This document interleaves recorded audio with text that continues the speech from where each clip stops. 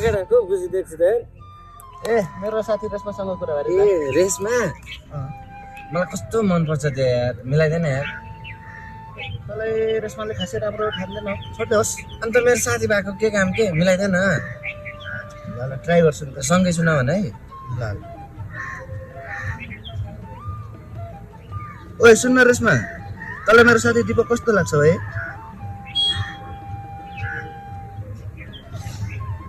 मिलान मात्र माग कसम भरे बेलुका यस्तो पार्टी दिन्छु तँलाई उता हेर म्यासेज आएको छ त्यसकै बेला हेर न भोइस नोट पठाएछ यार सुनाम न